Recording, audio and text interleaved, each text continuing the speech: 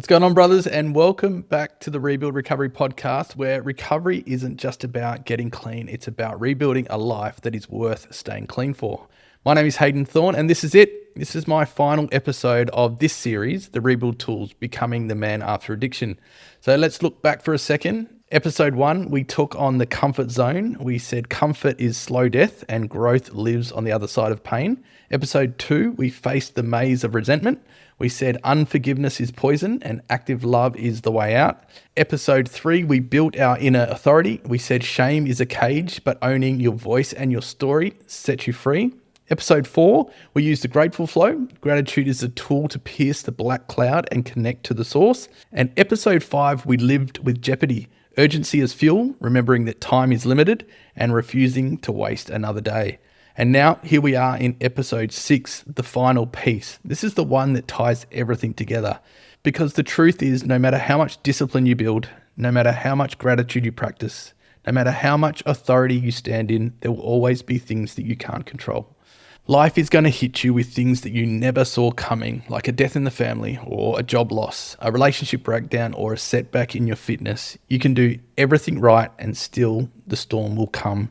The question is, who do you become in that storm? And that's where faith in higher forces comes in. It's about learning to trust what you can't control and about surrendering to something bigger than you and letting faith carry you through when your own strength isn't enough. This isn't about organized religion. It's about freedom. It's about finally stepping into the man that you were meant to be. Let's be honest, most of us are control freaks at heart. When we were using, we thought we were in control of our moods, our relationships, and our reality. We thought if we just had enough, we'd feel okay. But the truth is we were out of control and addiction owned us. When we got clean and sober, we swing the other way. We think if I can just control everything, my schedule, my family, my work, my recovery, then I'll be safe. Here's the problem. Control is an illusion. You can control your actions, you can control your choices, but you can't control outcomes. You can't control other people, you can't control the future, and you can't control life. And when you try, you end up anxious, frustrated, and bitter, because no matter how hard you grip, life will slip through your fingers. The black cloud we talked about in episode 4, a lot of that comes from trying to control what you can't. The resentment we spoke about in episode 2, that's you holding on to the past you can't rewrite. And even complacency in episode 5, that's a false sense of control, like tomorrow is guaranteed. The truth is, freedom doesn't come from controlling everything. Freedom comes from surrender. Now, let me clear something up. Surrender doesn't mean giving up. It doesn't mean rolling over, and it doesn't mean that you are weak. Surrender means recognizing your limits. It means saying, I'll fight for what I can control, my choices, my discipline, my effort, but I'll release what I can't control into the hands of something greater. That's faith in higher forces. And those higher forces, you can call it God, call it the source, call it the universe, call it life itself. The name doesn't matter. What matters is this. There's a higher force bigger than you and I. It moves through everything. And when you align with it and stop fighting reality, you start flowing with it. That's where peace comes from. That's where strength comes from. Not from gripping tighter, but trusting something deeper.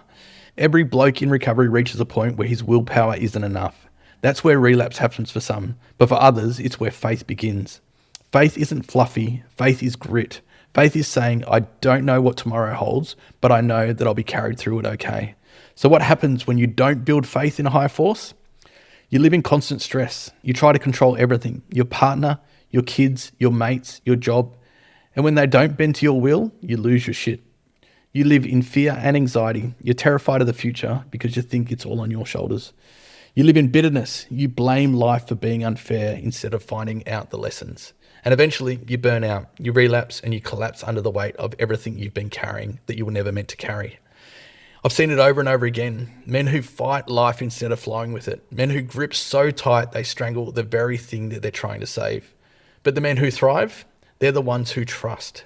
They're the ones who learn to let go of what they can't control while owning what they can. They're the ones who find peace in the storm. That's the power of faith.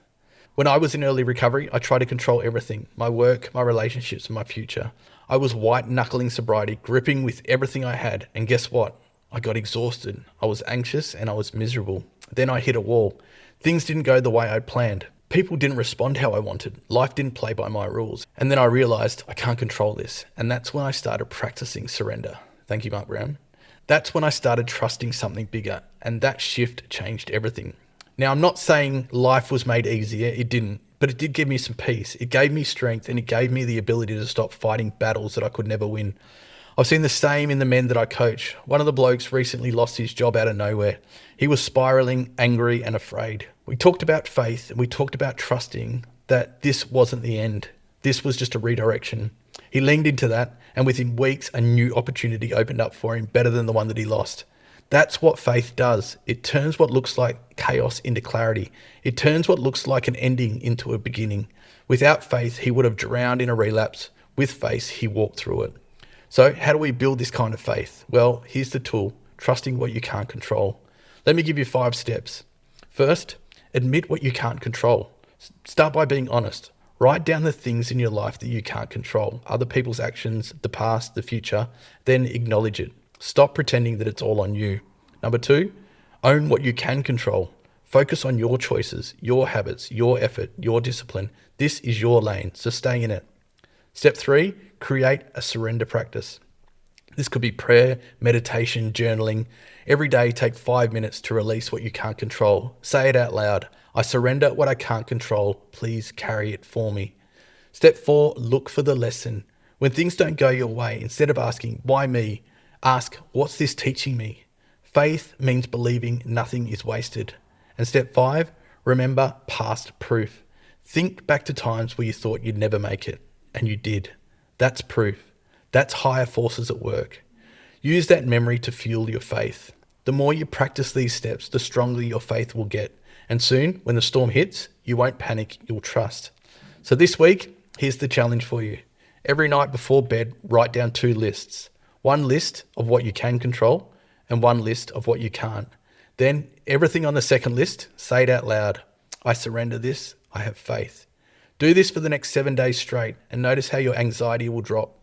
Notice how your peace will rise, and notice how much lighter you feel when you stop carrying what was never yours to carry. That's faith in higher forces in action. So brothers, here we are. At the end of the series, The Rebuild Tools, Becoming the Man After Addiction.